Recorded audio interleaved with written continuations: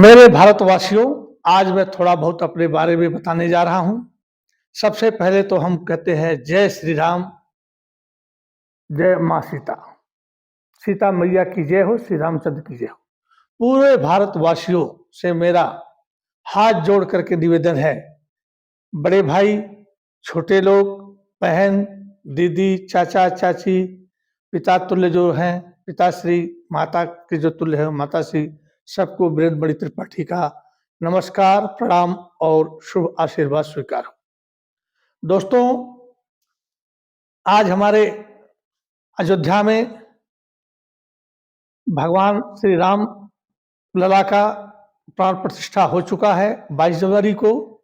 बहुत सौभाग्य की बात है कि 500 से ज़्यादा साल हो गए हैं। आप लोग को पता है कि 1526 में बाबर आया था। अब 1528 में मीर बाकी ने हमारे प्रभु श्री राम के मंदिर को गिरा करके बाबरी मस्जिद का निर्माण कर दिया था। तब से ही ये चलता रहा। और लेकिन 22 जनवरी हमारे देश के लिए इतिहास में स्वर्ण अक्षरों से नाम लिखा जाएगा कि प्रभु श्री राम की प्राण प्रतिष्ठा हो गई है, रामलला विराज गए हैं और भव्य मंदिर बना हुआ है। अभी कुछ बाकी है, वो भी बन जाएगा। अरबों खरबों रुपए दान आ रहे हैं कि जैसे मुसलमानों का मक्का मदीना है, लोग हज करने जाते हैं, हम भी अपने अयोध्या जाएंगे और प्रभु श्री राम का दर्शन करेंगे और आशीर्वाद लेकर के आएंगे। मैं एक गांव का रहने वाला हूं, अभी शहर में रहने लगता हूं। पढ़ाई कुछ ऐसे ही हंसी खेल में चलती रही गांव में, तो आप जानते ही हैं। लेकिन हम लोग के समय में थोड़ा अध्यापक टाइट होते थे, बड़ी कुटाई होती थी। और उसके बाद करते धरते इंटर तक हम पास किए। उसके बाद 6 फरवरी सन 1980 में सेना में चले गए। और कारगिल युद्ध जब खत्म होता है तो 99 में कुछ घरेलू समस्याओं के कारण मैं घर आ गया।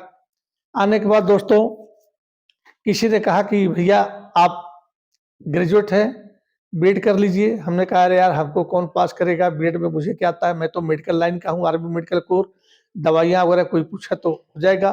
कह रहे नहीं, तैयारी कीजिए। पर प्रभु श्री राम की ऐसी कृपा थी कि 1 महीना पढ़ा दोस्तों। लेकिन हाँ, भगवान ने तो मेमोरी अच्छी दी है और अच्छे नंबरों से टॉप 10 में मैं गोरखपुर विश्वविद्यालय बीएड में आ गया। अब देखिए, सैनिक 1 महीना पढ़ाई करने के बाद टॉप 10 में आना छोटी बात नहीं है।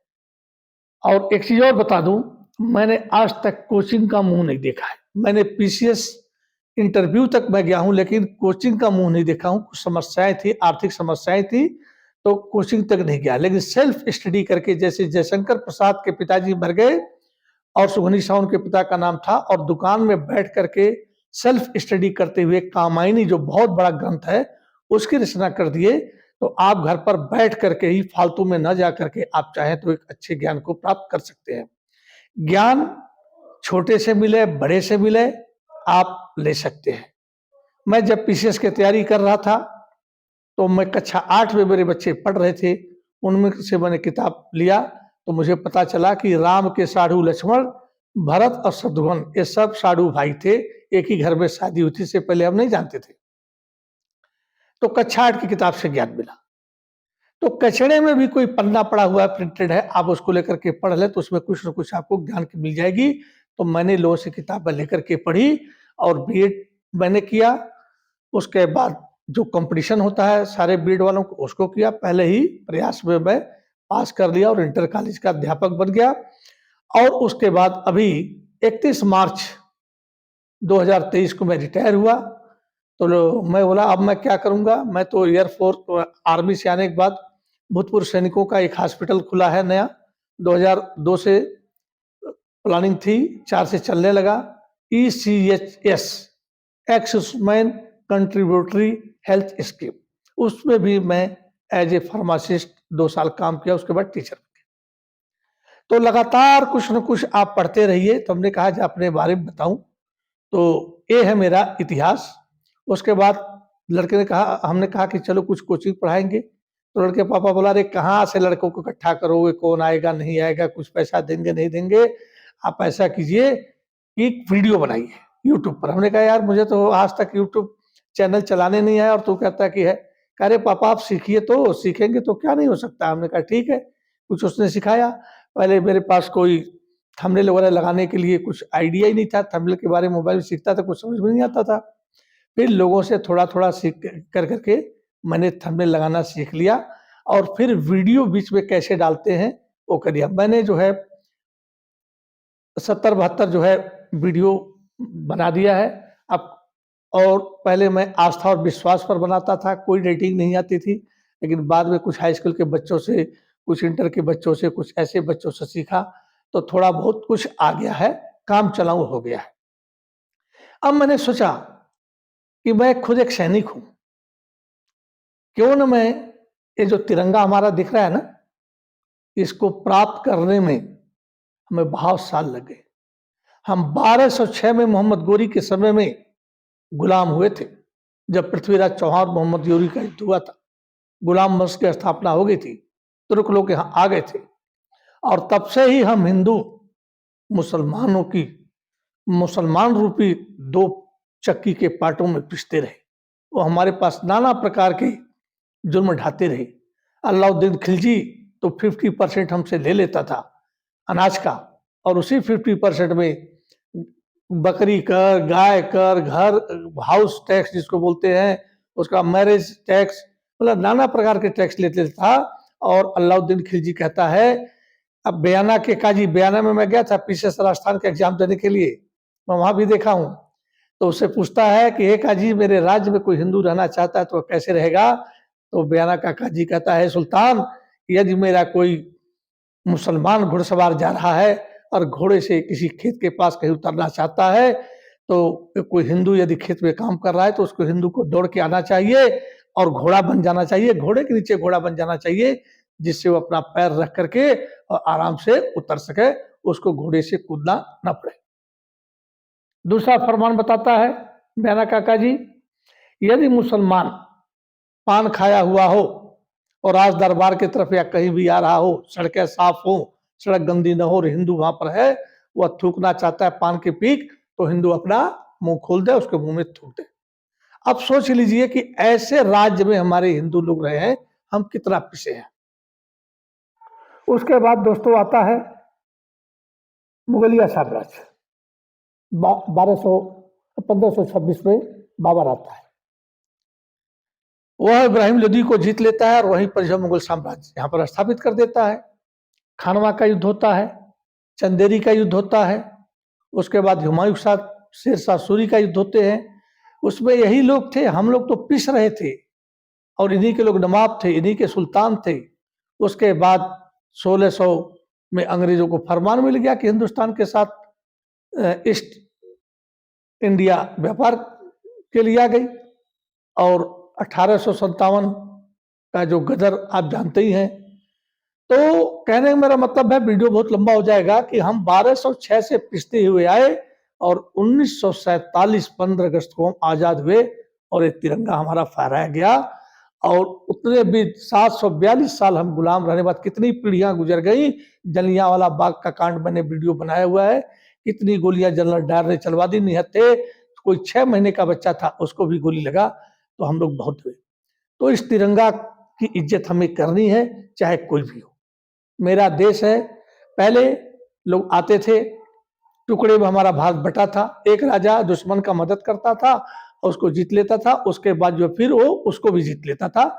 उदाहरण के तौर पर जयचंद जो कन्नौज और बनारस का राजा था, मोहम्मद गोरी की मदद कर करके पृथ्वीराज चौहान को हरवाता है 92 में, और 93 छोड़ 94 में मोहम्मद गोरी फिर कन्नौज पर अटैक करता है और एक तीर उसकी आंख में लगती है, हाथी से नीचे गिर जाते हैं जयचंद और मर जाते हैं। जैसा किए थे वैसा मरे थे। यहाँ गद्दारों की कमी नहीं है हमारे देश में, लेकिन ये तिरंगा है। जो भी हमारा वीडियो देख रहा है, मैं एक सैनिक रहा हूं, तो इसकी शान बान और लाज बनाए रखना दोस्तों, ये मेरा हाथ जोड़ करके आप लोगों से प्रार्थना है। यदि ये तिरंगा जब तक फहराता रहेगा, हम चैन की सांस लेते रहेंगे और आराम से हम वीडियो बनाते रहेंगे, आप भी वीडियो बनाएंगे, आने वाली पीढ़ी बनाएगी, पढ़ाई करेगी, जनरल कर्नल बनेंगे, वैज्ञानिक बनेंगे, टीचर बनेंगे, सब बनेंगे, लेकिन जिस दिन ये झंडा उतार करके फेंक दिया जाएगा इसी अतताई के द्वारा, उस दिन हम फिर गुलाम हो जाएंगे। हम चैन की सांस नहीं ले सकते हैं। अब हमारा भारत एक है, कन्या से कुमारी तक, अटक से कश्मीर तक, अटक से कटक तक, कन्याकुमारी से कश्मीर तक सब भारत है। और एक लता मंगेशकर ने गाना गाया था, सरहद पर मरने वाला हर वीर था भारतवासी। सरहद पर मरने वाला हर वीर था भारतवासी। जो भी बॉर्डरों पर मरे हैं वह भारतवासी है। उड़िया, बंगाली, गुजराती तो अलग अलग नाम रखे गए हैं, लेकिन पहला हम भारतवासी है। चाहे कश्मीर में जान देनी हो, चाहे नेफा में जान देनी हो, तुम्हारे बहुत से चंद्रशेखर आजाद, भगत सिंह, बटुकेश्वर दत्त, खुदीराम बोस, बहुत लोग हैं, भगत सिंह, कितने लोग फांसियों पर चढ़ गए इस तिरंगा के लिए। और जब देश आजाद होता है दोस्तों, 1947 में हम आजाद होते हैं 15 अगस्त को, और सितंबर में पाकिस्तान हमारे ऊपर अटैक कर देता है कि ले आओ हम भारत को जीत ले, कश्मीर अपने। लेकिन अब मेरा भारत एक था। और मैंने वीडियो बनाया है निर्मलजीत सिंह सेखों के ऊपर, जो अकेला गनट हवाई जहाज जो हमारा था, जो अंग्रेज छोड़ गए थे, पुराना था, उसको लेकर उड़ जाता है। और 6 सेवर जेट विमान जो अमेरिका से इसने लिया था, सुपरसोनिक जहाज, उनमें से 2 को मार गिराता है और 4 भाग जाते हैं। तो हमारे यहाँ बहादुरों की कमी नहीं है। हम रामचंद्र के वंशज हैं, यदि वंशज नहीं तो उनकी हम प्रजा हैं। और राम हमारे बिना शर्ट के एक धोती पहने हुए 14 बरस जंगल में रहे, राक्षसों को मारे, अत्याचारियों का नाश किए, और लास्ट में जो इस पृथ्वी का महान पंडित, ताकतवर, सब कुछ था, रावण, उसको भी उन्होंने मारा। किसने मारा? हमारे यूपी के श्री रामचंद्र जी भारतवासी ने मारा। कुंभकर्ण को मारा, मेघनाथ को मारा, सारी राक्षसी सेना को मारा, अब मां जगदम्बा को लेकर के आए। तो हम उनके ही, यदि हम उनके वंशज नहीं हैं तो हम उनके जो है प्रजा तो हैं। तो राम राज्य आ रहा है, राम राज्य में हम रहेंगे, हमें कोई टेंशन नहीं है। बस दोस्तों, ईमानदारी से जीना चाहिए, किसी का धन नहीं हड़पना चाहिए। एक संत ने कहा कि आपकी बर्बादी के लिए किसी का हड़पा हुआ धन ही बहुत ज्यादा है। पेट भर गया सुबह हमारा, दोपहर में भर गया, अभी शाम को भर जाएगा। शाम को बना रहा हूं वीडियो, सो जाएंगे, सुबह उठेंगे, फिर अपने काम पर चल देंगे। तो इससे ज्यादा और कपड़े मिल जाएं, इससे ज्यादा हमें क्या चाहिए? सब बाकी बैंक बैलेंस है। अतीक अहमद यूपी में, पूरा हिंदुस्तान में है कि सबका छीनते थे, करते थे। और 3 लड़के गए, पगड़ी हटा करके और गोली टाय टाय टाय उनको भी मारे, उनके भाई को भी मारे। उनके लड़के को पुलिस वाले पहले इनकाउंटर में मार दिए थे। अपने बेटे के बगल में 3.5 हाथ जमीन चाहिए, उसमें लेट गए, सारा साम्राज्य खत्म हो गया। जो जैसा करेगा वो भरेगा। सिकंदर भी आया, बेगुनाहों को मारा, वापस जाते समय बेबीलोन में 25 साल की उम्र में चला गया। अभी एक वीडियो बनाऊंगा तैमूर लंग के ऊपर, वो भी आया, दिल्ली को बहुत लूटा, बहुत कुछ किया, लेकिन जब वो जा रहा था रास्ते में उसके शरीर में फोड़े होने लगे, और फोड़े इतने फैलते चले गए कि पूरे शरीर में ही फोड़े फोड़े हो गए, और लास्ट में वो भी मर गया। तो हत्या कोई सलूशन नहीं है, किसी को तंग करना सलूशन नहीं है। सलूशन तो है कि मनुष्य के ही पास 2 हाथ है, जिससे हवाई जहाज बना लेता है, कट्टा बना लेता है, बम बना लेता है, और गिरे को उठा भी लेता है। तो हमारे हाथ जो बने हैं ना, गिरे को उठाने के लिए है, किसी को गिराने के लिए नहीं बने हैं। तो मैंने वीर सपूतों पर बनाया, और अभी मैं परमवीर चक्र विजेता जैसे अल्बर्ट एक्का, मेजर शैतान सिंह, ऐसे करके बहुत से हैं, निर्मल सिंह सेखों, तो इन पर मैं बना रहा हूं। और वीर अब्दुल हमीद पर भी बनाया हूं मैंने।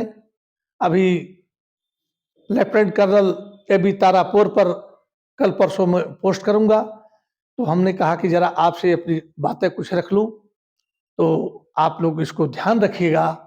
और एक चीज और अंत में कहता हूं, जिस झंडे की, जो तिरंगे की शान बनाए हुए ना हमारे फौजी भाई, वो कभी आपसे मिल जाएं तो कभी उनको ठगने की कोशिश मत करना। वो अपने बीवी बच्चों को छोड़ करके पैसा कमाने नहीं, पैसा तो कहीं भी कमा सकता है। अभी अग्निवीर का आप देख रहे हैं, 7 घंटे की ड्यूटी कर रहे हैं, कहते हैं 700 रुपया मिलता है, 7 घंटे ड्यूटी करेंगे, दैनिक मजदूर हैं हम। लेकिन जो हमारे जैसे थे ना, पहाड़ियों पर चढ़ते थे, 7-7 दिन लग जाता था, 2-2 दिन लग जाता था, गले सूख जाते हैं, जैसे लगता है कि कलेजा बाहर आ जाएगा। लेकिन उस बॉर्डर पर हमें जाना पड़ता है और अपने देश की सुरक्षा के लिए दुश्मनों के ऊपर पैनी नजर रखनी पड़ती है, चाहे वो -डिग्री टेम्परेचर हो, चाहे रेगिस्तान का जो है 50 डिग्री का टेम्परेचर हो। तो अपने बच्चों को छोड़कर आए हैं। यदि कभी कोई फौजी आपको मिल जाए तो उसकी मदद कर देना, और उसको ठगना नहीं, उससे कभी बदतमीजी नहीं करना, क्योंकि बहुत मुश्किल से अपना घर, माँ बाप, जब उसको गोली लगती है दोस्तों ना, उसकी जब लाश आती तो आप कितना उल्लास से कहते हैं, जब तक सूरज चांद रहेगा फौजी भाई तेरा नाम रहेगा।